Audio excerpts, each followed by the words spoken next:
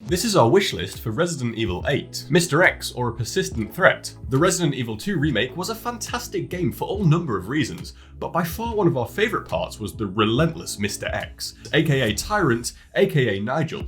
I like to think he goes by Nigel at least. Being stalked through the cramped and claustrophobic police station, trying to solve puzzles and make it out alive, all while knowing a massive monster was stomping around the building looking for you at all times, was a delight. And by delight I mean gut-wrenchingly terrifying in a way that messed me up substantially. Still, I'm a glutton for punishment and I demand more. I'd love to see another dynamic, persistent threat give chase to players in Resident Evil 8.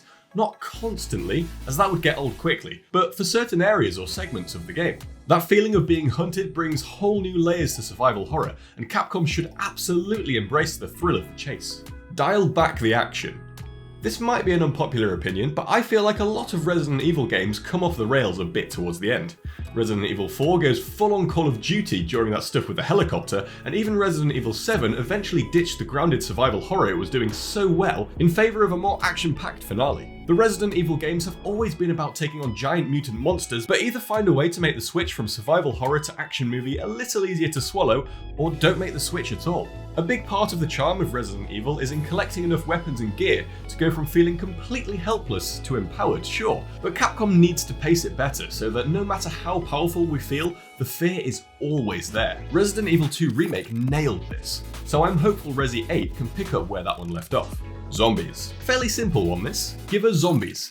I don't care if other games and movies and TV shows have milked zombies to death. Resident Evil and zombies go together like Metal Gear Solid in convoluted plots. Yes, despite the fact that zombies in their traditional form have now only featured in half of the main games, that's 0 to 3, we just can't get enough of the undead rotters. Boil them, mash them, stick them in a stew. No way, that's potatoes. Shoot them, blow them, burn them with a flamethrower. Resident Evil has always been great at giving us inventive ways to take out the undead. Resident Evil 2 and 3 remakes have, ironically, proved that there's life in them yet, so let's wheel out those OG zombies for another round in Resident Evil 8, yeah? Yeah. Keep it simple. There are two kinds of people on this planet, those who say Resident Evil 6 is underrated, and those who I don't regard with a burning contempt. Resident Evil 6 is bananas, and not in a good way.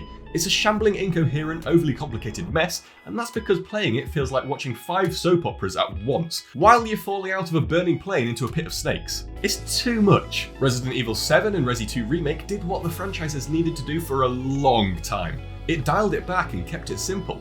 At least for the most part. As I said earlier, Resi 7 snuck in some boring action movie stuff towards the end, but at least you didn't need to take an online course to understand who all the characters were and why they were doing what they were doing. Give us returning heroes and villains, sure. Throw an Easter egg my way if you're feeling brave, but for the love of all that is holy, Capcom, do not assume that we all spend our evenings updating Resident Evil Wikipedia character bios. A nice, simple horror story will suffice. First person. A lot of people were shocked and appalled when Resident Evil 7 revealed itself to be a first-person game.